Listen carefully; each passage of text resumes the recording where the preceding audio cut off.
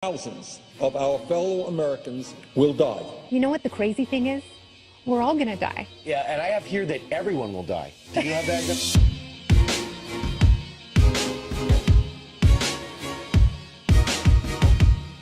in order for this to work, I think you need bipartisan support. I think you need Republicans and Democrats. Don't count on it. I'm not counting on it. But it would be nice. But it would be nice. Yes.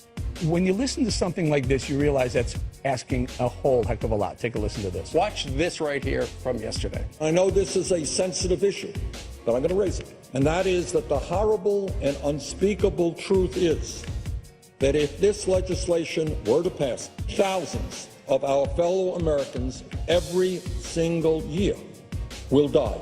All right, Ebony. That's rational. How are we going to get to the middle here? Eventually, I told you that. You know what? At least they're not employing any hyperbole at all. So no exaggeration, no hysteria.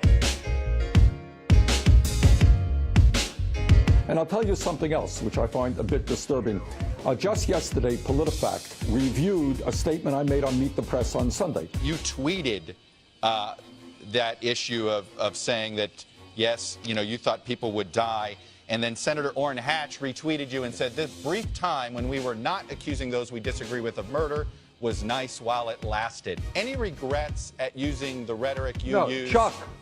Considering what Senator Hatch said. Chuck, what the Republican proposal does is throw 23 million Americans off of health insurance. What Harvard University, what a part of Harvard University and the scientists there determined is when you throw 23 million people off of health insurance, people with cancer, people with heart disease, people with diabetes, thousands of people will die. I wish I didn't have to say it. PolitiFact studied the issue, and they looked at about a dozen different studies. And you know what all of the studies concluded?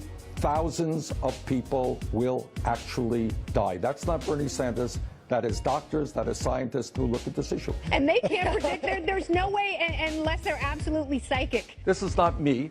This is study after study making this point. It is common sense. They don't know who's going to die or when or how many people. If you have cancer and your insurance is taken away from you, there is a likelihood you will die, and certainly a likelihood that you will become much sicker than you are today. That is such a fool's errand trying to quantify something that serious and grave. Ebony, how are we going to get to